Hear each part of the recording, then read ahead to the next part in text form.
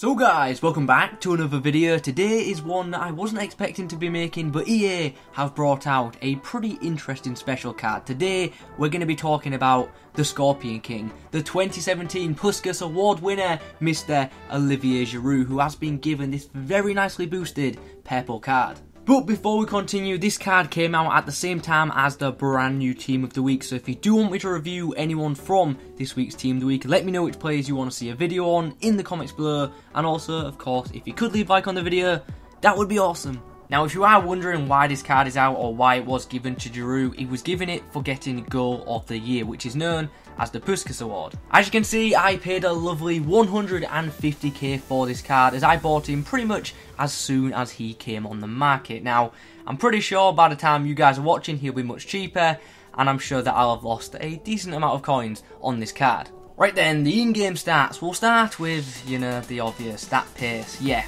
it's not ideal, and yes, he does feel as slow as you'd imagine in-game. However, more positively, have a look at those shooting attributes. They're amazing. 91 finishing, 93 shot power, 91 positioning. There is a lot to like with Giroud in front of goal. He's got 85 short passing, which makes him look like he could be ideal for a bit of hold-up play, and the dribbling stats, well, they're interesting because he's got that incredibly high ball control of 90, but he does only have 65 agility, which, as you can imagine, does affect him a lot in-game, and we'll discuss that more momentarily. And finally, let's talk about those physical stats. Firstly, you've got 94 strength, which is, of course, awesome, but also it is worth pointing out 85 jumping, because Giroud's 6'4", so as you can imagine, he is going to win pretty much every aerial battle, and with that 99 heading accuracy, of course, he's going to be a very good aerial threat. So in-game clips time, how was he in actual games? Well, it's first of all worth mentioning that I started him in the 4-2-3-1 formation as a lone striker,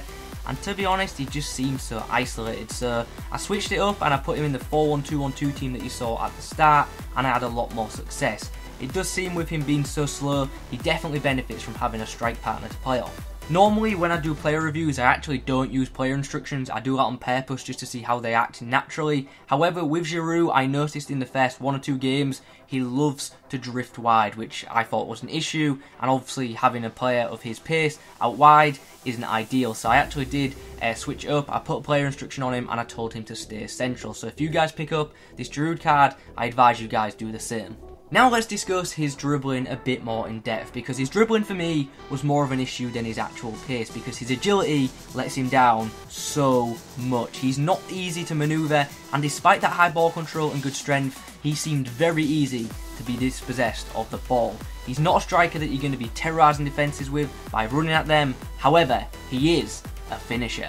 If you get this guy in a bit of space and you give him a chance to score, most of the time he's going to take it, and that left foot, it was like a cannon in front of goal. I loved his power shot more than his finesse, and that cross-body shot with Giroud was absolutely lethal.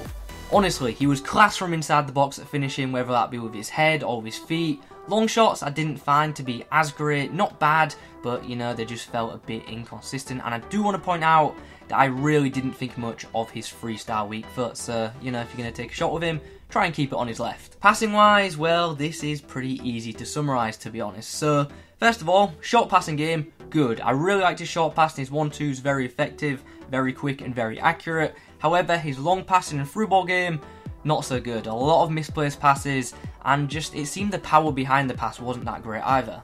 Just quickly, did you see that goal right there? Where Giroud headed it in from a corner? Well, sadly, that actually went down as an own goal, because apparently it hit Kolasinac on the line. However, if the ball's on target, it should technically still class as Giroud's goal, right? Well, let's move on and let's summarise this card. Giroud is a finisher. He's also a very good target man. He's perfect for attacking and defending set pieces, because pretty much he wins every aerial battle. He's obviously not a player you're going to be able to use to run at defences with, unless, you come up against someone who's absolutely horrendous at defending.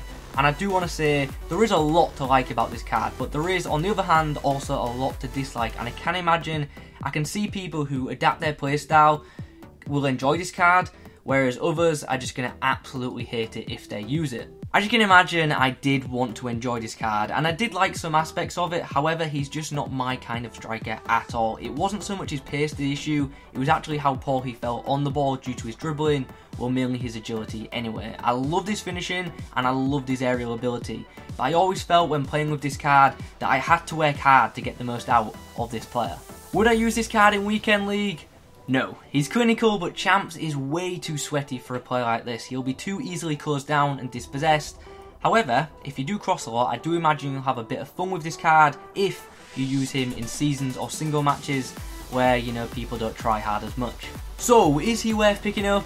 Definitely not at his current price, but I do hope he drops a lot because, you know, I'd like to pick one up to keep. I do imagine someone's going to ask this Giroud card or Ibrahimovic, and honestly, I'd go with Ibra every time as he is a lot better on the ball. Anyway guys, those are my thoughts on this brand new award-winning Giroud card. I hope you've enjoyed this player review. If you have, please remember to leave a like on the video. If you've got any questions, put them in the comment section below. But apart from that, thanks for watching, and as always, I will catch you in the next one.